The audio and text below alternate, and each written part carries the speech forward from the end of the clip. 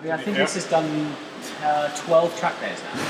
So it's not too bad. I've only had it 12 months. That's not bad. So it's getting well used, you know. And the end goal of this, I want to keep it forever, and I want to do 100,000 miles.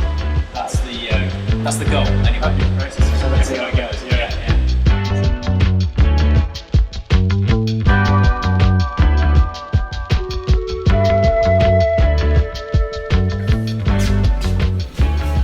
Okay, so before we get going on my car, I want to introduce you to Porsche Perth's Dialogue Bay. Now, I will say at this point, one of the reasons my car's here for its service is that these guys won the best service award for the whole of the UK last year, which is incredible really for such a young dealership. As part of the Dialogue Bay, customers can come in here, they can put your car on this ramp and they will get it up and run through with you the types of areas and components which they inspect and swap out and check to make sure that your car is running as it should be. And in front of me is a few examples of the kind of things which get checked and also the kind of components which will be upgraded and checked on the GT3, which I'll share with you shortly. So we've got filters. I mean, look at this. Just the idea of putting that into my car instead of this fills me with joy.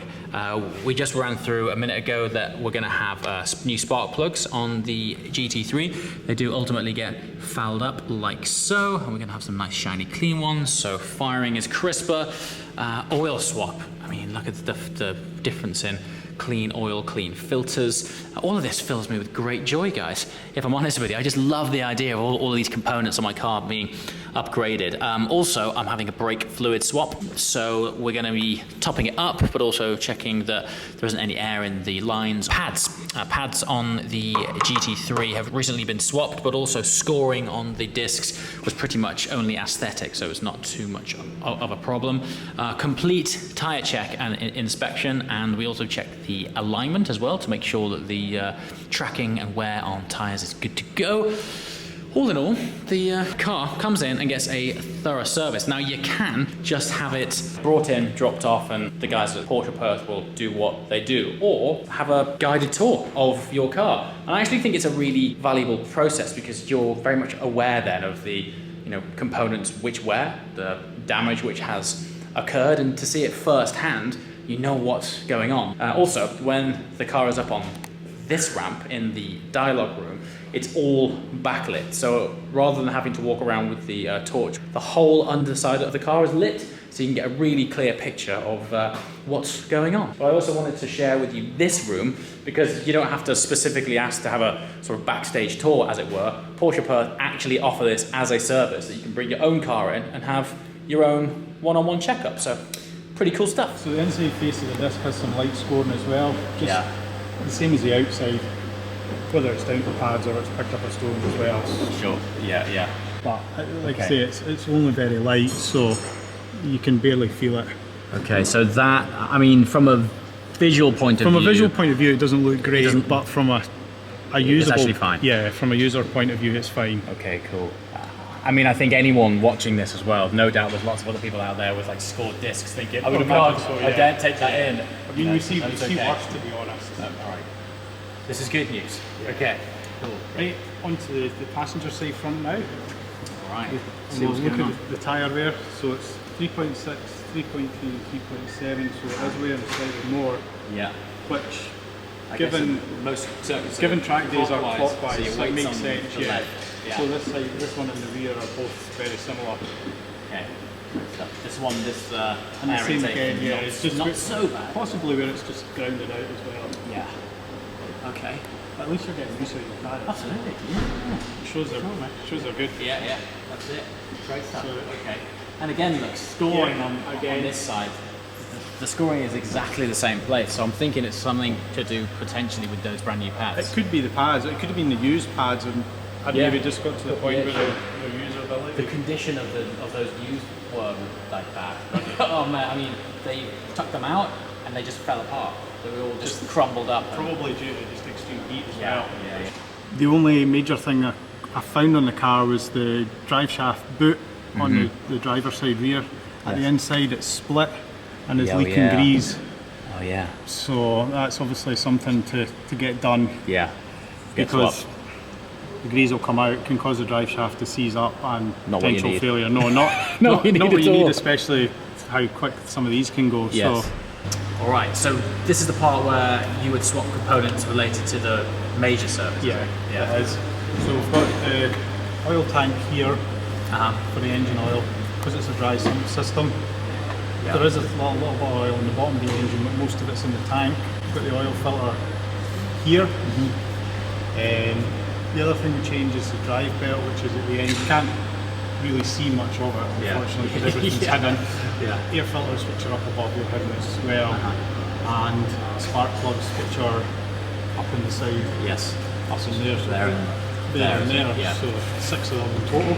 So if that's the worst we've got, That's the worst you've got, to be honest. I think I'm all right with that. Yeah, You that's know, pretty good. it's not too Yeah. bad. So here we are underneath the exhaust system. Now, these are actually the valves, the famous exhaust valves that everyone talks about. You can actually actuate them yourself. So this pivot here, like that is the actuation of the valves opening and closing on the exhaust. That's what makes it sound so good. And they're actuated off these lines here. These are vacuum lines which open the valves off the vacuum of the engine. I was convinced one of these was sticking, but they both work fine. Maybe need a bit of grease on there to make it actuate a bit easier, but yeah, they are still working, which is cool. Kept the standard exhaust, even though you can save quite a lot of weight and increase sound with an aftermarket one.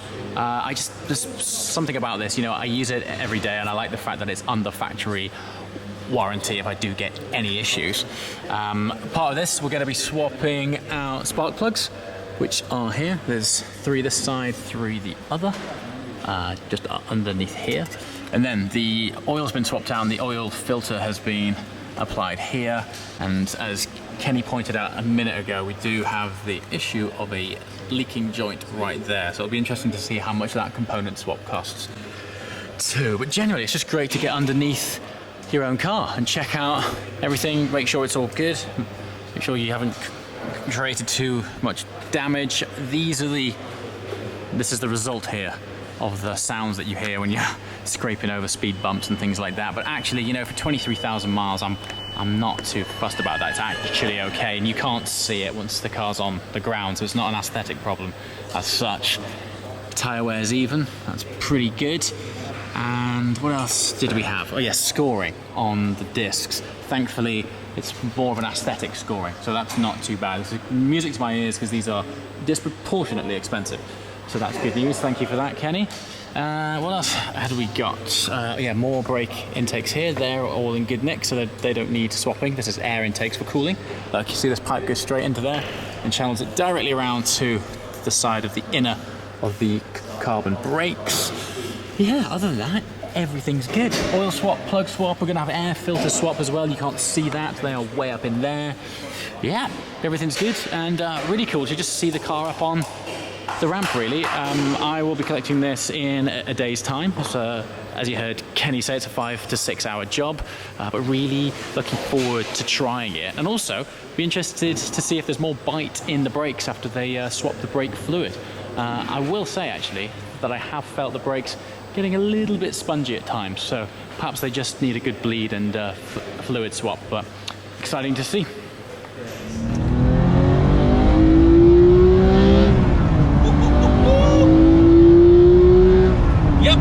Still sounds as incredible as ever. So, seamless transition. It's actually quite a few days since that service video that you just seen. However, the part that we had to order to fix the CV boots took a few days for it to arrive. So I had to leave Scotland and crack on with life, and therefore the car stayed up there and then came back down to me on a truck. And this is the first time that I've really spent some time in it. Now, one of the interesting things about living with a car day in, day out, and spending this kind of mileage, at least on a car like this, is that you begin to learn the nuances and intricate details which are specific to a car. In this case, things like throttle response, brake feel, turn in, just things which might just differ on a nanoscale compared to other GT3s. And so, as a result of getting the car back from its service, the things which I have picked up on the most have first of all been brake feel. the difference in bleeding the lines and effectively putting in brand new fluid has just made the brake feel a lot more positive. It's sharper, the biting point is much further up the depression of the pedal, so that feels great. And then one aspect which I'm not sure if I'm imagining it or not, but as a result of those spark plugs, I'm feeling like the pickup of the engine is just a little bit sharper. Perhaps the response of it is there. I don't know. I have been driving the DBS for a few days and the throttle response of that isn't quite as sharp as this, so maybe that's playing into it. But there's definitely an overall crispness about this car which I don't remember being quite as sharp when I dropped it off. Now, as you heard in the video, the idea is 100,000 miles, and I really want to take you along for the significant moments in the journey of this car as we head up towards that milestone. And who knows, after then, maybe I'll just park it up and keep it forever. The plan is with this car to hand it down to my son. So one day, when everyone else is driving around in electric cars, hopefully he can tear things up a bit in a flat 6 GT3. As always, thank you so much for watching. Throttle response feels amazing. And I shall see you next time. Ciao!